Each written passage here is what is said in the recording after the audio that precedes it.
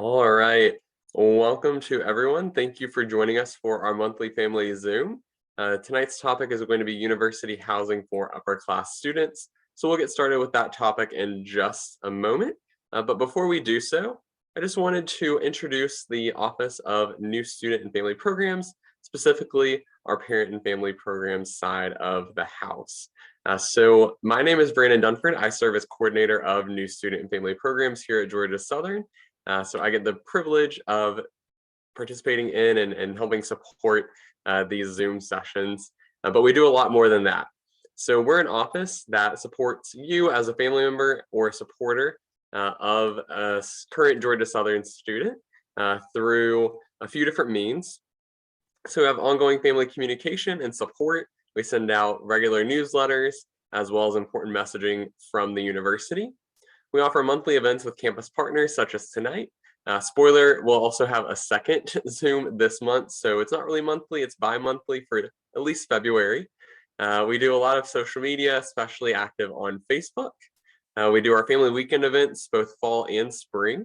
So in just a few short weeks, we'll be down at the Armstrong campus in Savannah, but it's open and encouraged that supporters of students on all three campuses attend that spring event. So registration for that is open now. I'll show you in just a second how you can register for that and keep abreast of other things that are going on within our area. And then of course, we also have our Parent and Family Association, which we hope many of you are active members of. That's a great resource for all of our supporters as well. So to find information about our area and all the resources on our website, you can go to any Georgia Southern page, and at the top you'll see Parent and Family Programs listed alongside MyGS, which is the My Georgia Southern portal, as well as alumni. So if you click on Parent and Families, that'll take you to our landing page. You can click to meet our team, so you can see all the professional staff that work in our area. You can click the Family Programs Listserv button to join and have access to those monthly family newsletters and any other important messaging that goes out from the university. So if you're not already receiving that, you can sign up there to get on that listserv. And then you can also click the family events button as well. And that will take you to our page, which is how you registered for tonight. That's how you can register for our spring family weekend event, as well as any other events that we put on as an office. But that is all I wanted to share about our specific area tonight. I know it's a very brief overview, but we know that you're not here to listen to Parent and Family Programs information. You're here to engage with university housing. So with that, I'm going to go ahead and stop sharing my screen, and I'm going to turn it over to our guest presenters. So yeah, hello everyone. My name is Peter Bluetreich, and I'm the Executive Director for University Housing. Hi, I'm Ryan Hines. I'm the Director of Business Administration with University Housing, and I oversee our assignments and application process for housing.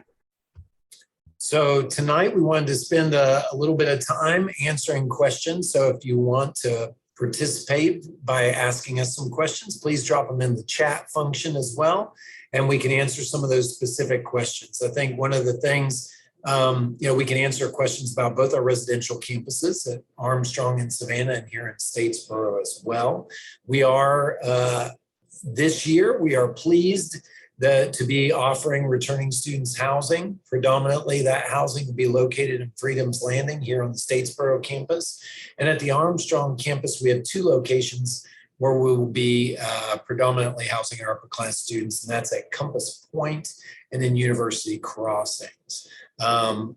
Predominantly, we house our upper class students here in Statesboro at Freedom's Landing.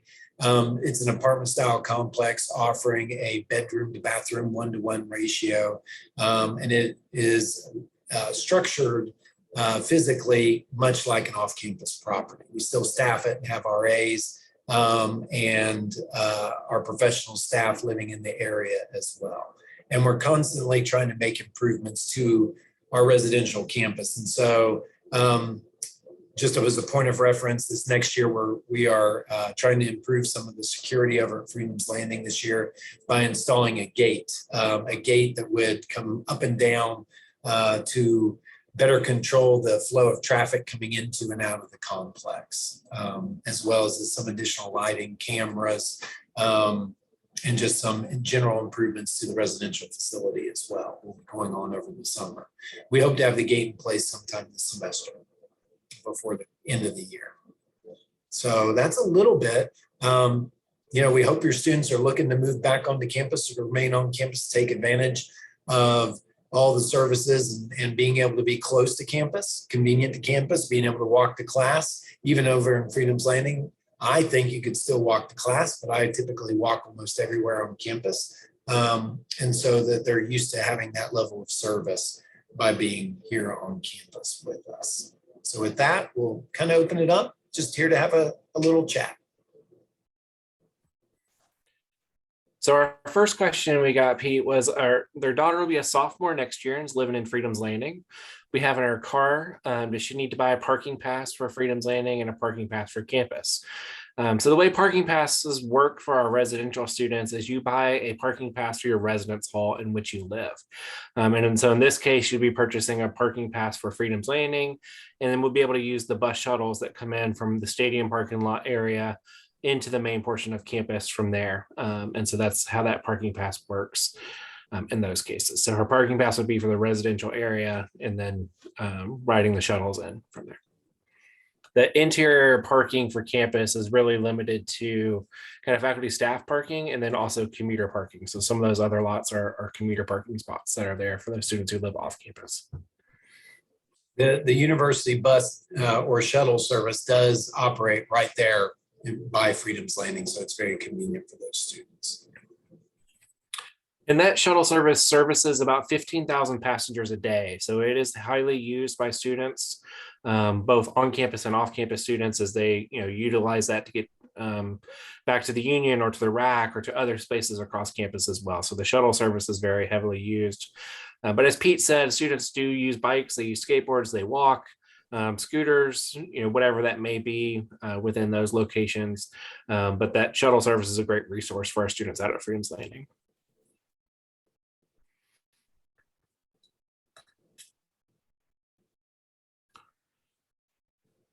For those of you who are not aware, our returning student sign-up process started in November when our housing applications did go live.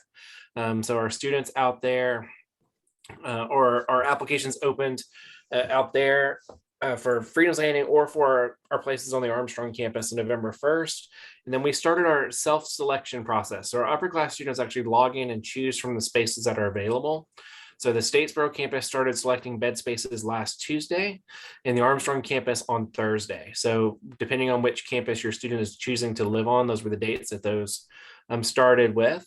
And so we still have spaces on both campuses as well. And so we're currently working through our process to get students assigned, but it should be pretty automated. A student can log online into our housing portal through the My Georgia Southern portal and choose their bed space, sign their housing contract, and work their way through the process at this point. So, will Freedom's Landing be only upper class students?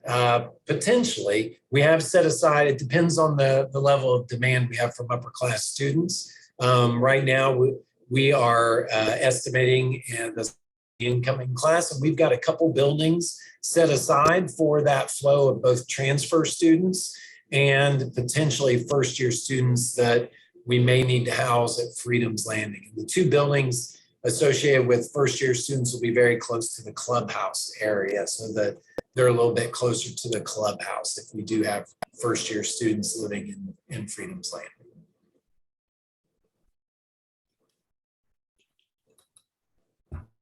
We are, if your student or if some of our students have been living in one of our living learning communities, one of our residential living communities, honors, or one of our other the lab or our innovation area, those students potentially could come back and live in that area again for a second year. So we're going to try to allow for some of those students that have really participated and really enjoyed that experience to live in that same community, which would not be Freedom's Landing. It may be here more or less on the main residential area of campus.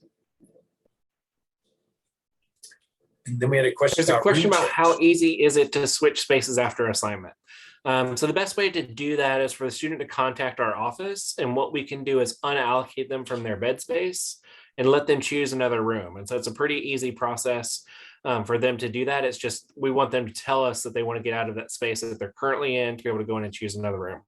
For some students, that could be that they're changing campuses. Maybe they've applied for the nursing program and they found out they got accepted at a campus different from what they've been attending for that program. And so we work through those processes all the time with students to kind of help them get into situations that work best for them as well. And we have a question about pricing. All of our pricing for the current year, so the 2021-2022 year, is available online. And so it's on our housing website. We do not yet have our approved rates from the Board of Regents for the 2022-2023 year. And unfortunately, we can't post those until we get those approved from the Board of Regents at this point. So as soon as we get that, we will send out communication to students who have signed up for housing so they know that those are approved once we receive those. But if you look online at our current year rates, we typically estimate a 2 to 3% rate increase. Some years it's not as high, some years it is. But just letting people know that our current rates are out there, and then you can kind of estimate a 2 to 3% increase, and then know that it may change based upon what's there at this point. There's a question about a deadline for returning housing contracts once received. Typically, we give 2 weeks, and that's kind of the unofficial deadline we provide to students. But we do also follow up with students who've not signed their housing contract. We don't just cancel their housing right away. For some people, it could be that they're waiting to find out if they're changing campuses. They could be waiting on a parent. They could be waiting on lots of different things that are in place within that. So we do a lot of follow-up with our students who've not yet signed their housing contracts on that way. Did I freeze up there? You froze up a little bit, but I think you came through. So yeah, once the student has started the process, we will follow up with all the students that have begun the process. And the students are receiving emails from our office, are receiving some marketing materials about the options to return to campus. So students, as usual, they need to check their Georgia Southern email for the most recent information, or we've got lots of information up around campus and QR codes that a student can just walk up and hit with their phone.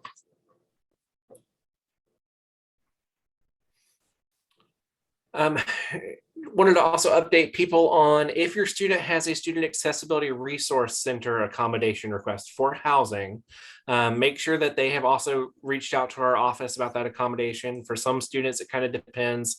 They may have an accommodation for a centrally located space on campus. And so we kind of work through those a little bit differently. And so, if they have questions, they just need to reach back out to our office and we'll be glad to work with them.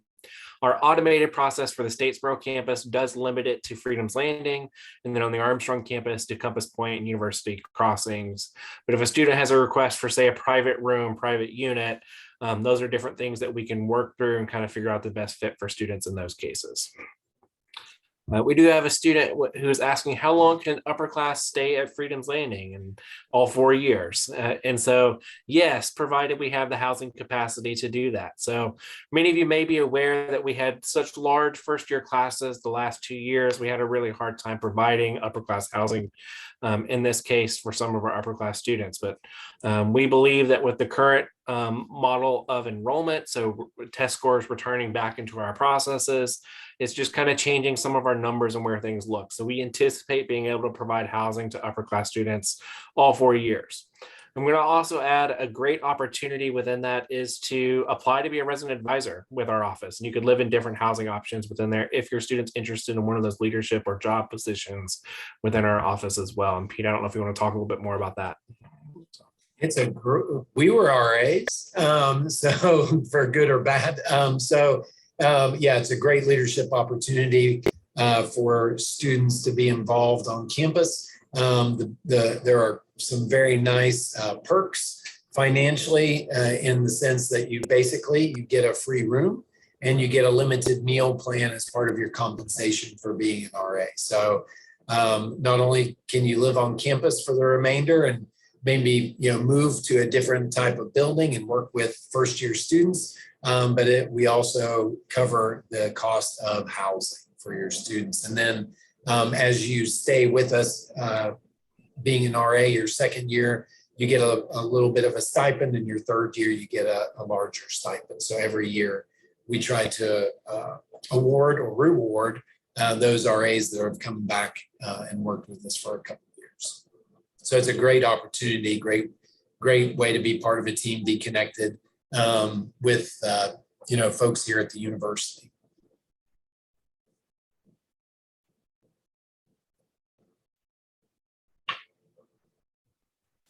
And the services we offer, in the upper class area are very similar to everywhere else, right? So Freedom's Landing has, like I said, it's set up a little bit more like an off-campus complex in the sense that it has a pool and basketball court, and volleyball court. But we still offer programs. We still offer services in the clubhouse. We bring in presenters, speakers. We do some social programming there in the area to get those students out and also so that they know who their RA is. If they need any sort of support while they're living out there. Over. And the same is true on the Armstrong campus. No pool. No pool.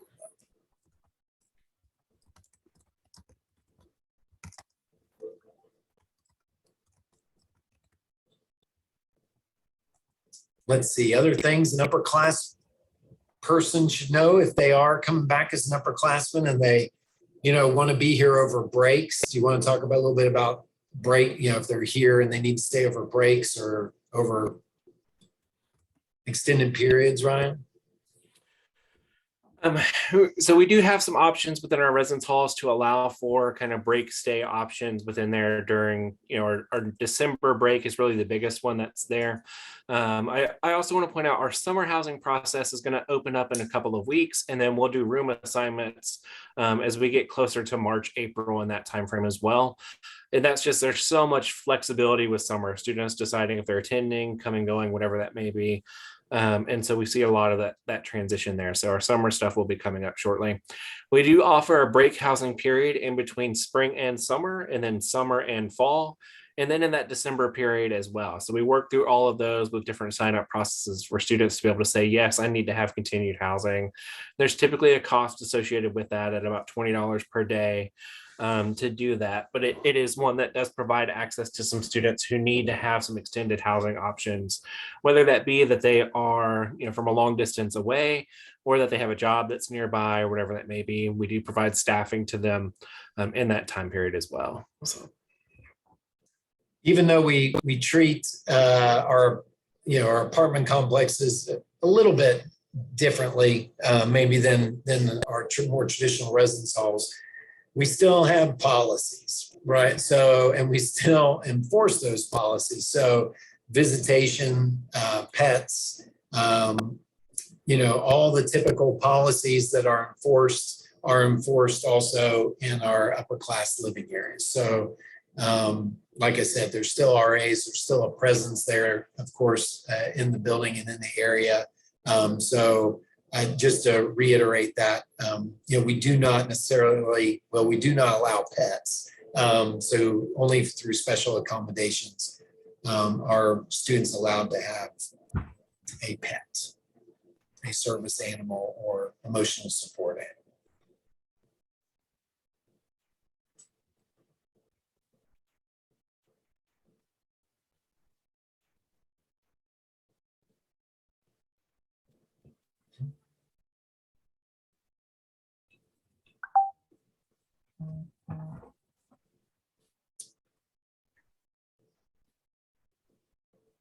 If anybody wants to share their most embarrassing moment while living on a college campus. Okay. So hopefully, if your students are thinking of returning, hopefully they are getting ready to return to campus, that they are picking their roommates, right? And so they can just sign up and then we will assign them. But we're always hopeful that students are now, after their first year, maybe they came with somebody they knew or they've met some people, that hopefully they're picking people that they can live with, that share some similar goals and values, and that they're picking maybe not necessarily their best friends. Hopefully they are very good friends, but also that they're picking somebody that they can really live with, share a space with. I think as a housing professional, we always enjoy walking in to an apartment where 2, 3, 4 people are living, and it's, for lack of a better word, activated. That the living room is in use, that they've decorated, that there are some things being used and shared, right? That everybody knows who's there in each bedroom. So at times we'll walk into an apartment and I would ask, who's living in the bedroom beside you? And someone will say, this guy, and they don't even, and it'll be a couple months into the semester. So we will come in and do, those icebreaker type of events and programs for students. But it really, I think, hopefully through activities that have gone on campus, through the involvement that your students may have had, that they've met somebody that they really kind of want to have as a roommate. They've asked some of those questions that are going to be important in sharing a space, right? Are you reasonably clean? Do you study? Are you here to graduate? Those are some of those important questions to ask, and that you're picking a roommate wisely as you're picking your space. So hopefully they're asking around who's coming to campus, and then choosing a roommate that way. Otherwise, we will assign folks based on their room preference.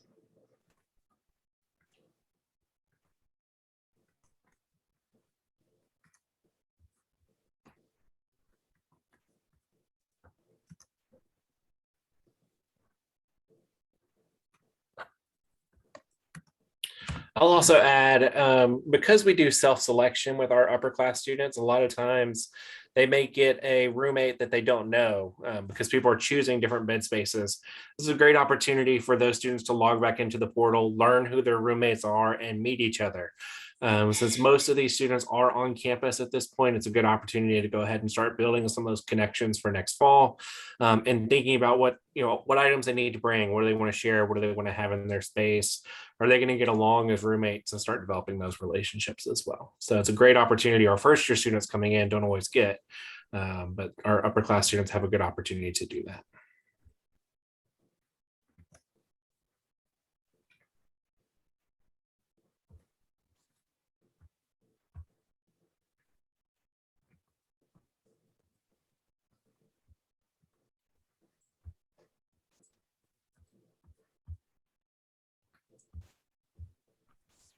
We still got folks on the call if they've got any questions.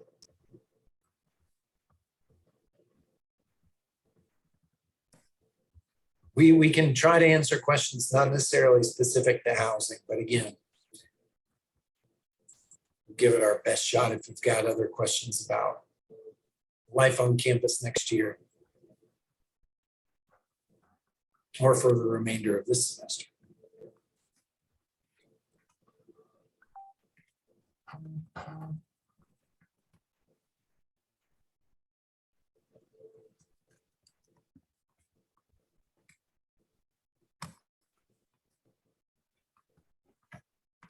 That's a great question. When do we expect the security upgrades to be finished over specifically in Freedom's Landing? No later than move-in, right? No later than when your students are going to be moving on to campus in August. So we're hopeful that everything gets approved and gets the green light to progress now. The work can be done while obviously with a traffic gate, that can be done now, right? We don't have to necessarily wait until students are no longer on the property to do some of that work. So as soon as that gets approved, we'll get moving on it. Again, supply chain issues may apply to some of the pieces to that, but by all accounts, we've been assured that it will be up and running by move-in. And that way, everybody, right, it's the way it is. And so everybody comes in and they get used to it right away. It's not something that, we would spring on them halfway through a semester and they have to get used to it, right? So it would just be the way it is living in Freedom's Landing for next year. We met with the current students living in Freedom's Landing now, and obviously it's predominantly freshmen right now, and they were very enthusiastic about potentially having a gate and making some changes out there. So we're very excited to be able to provide that.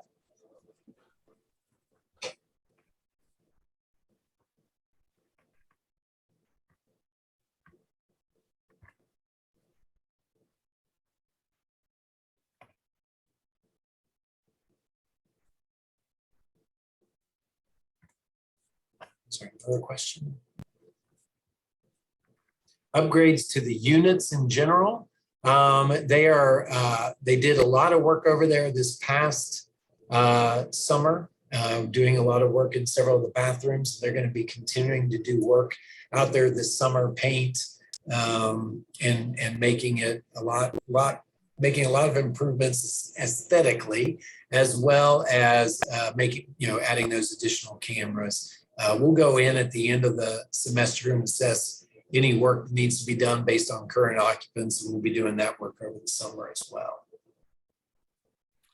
So some of the work scheduled to be done this summer, finishing up some air conditioning replacements, some window replacements, painting the other half of the complex that didn't get painted this past year, and then exterior trim and paint within those spaces as well. And then just some other general things that are happening out of that space.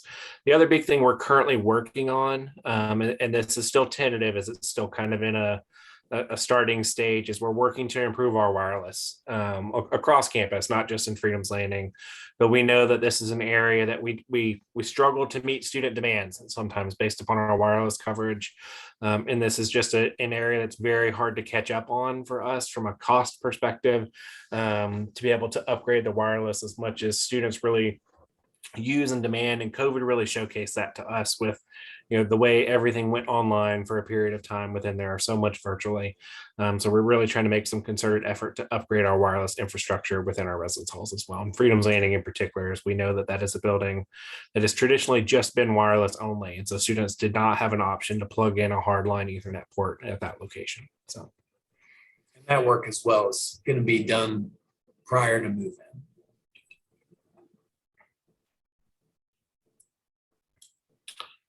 I do see a question about matching sophomores with sophomores in Freedom's Landing. And to answer that question is we don't do the matching.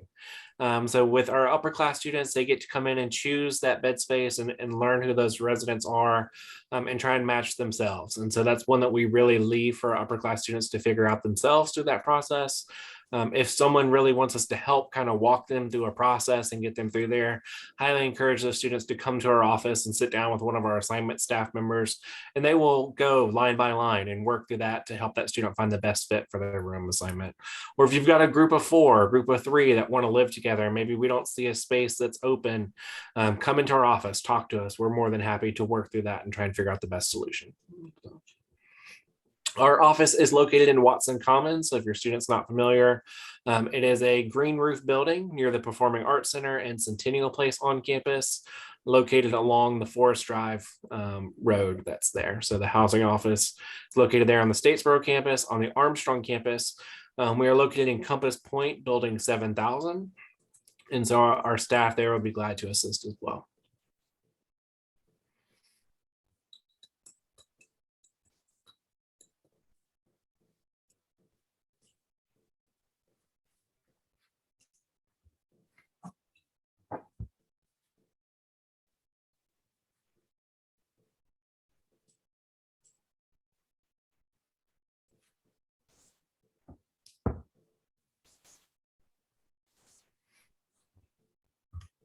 All right, I don't see any further questions. We'll give it another few seconds, a final chance to post any questions for our friends from University Housing. If we don't see any in the next few seconds, we'll go ahead and wrap things up for the night. I want the Bengals to win the Super Bowl.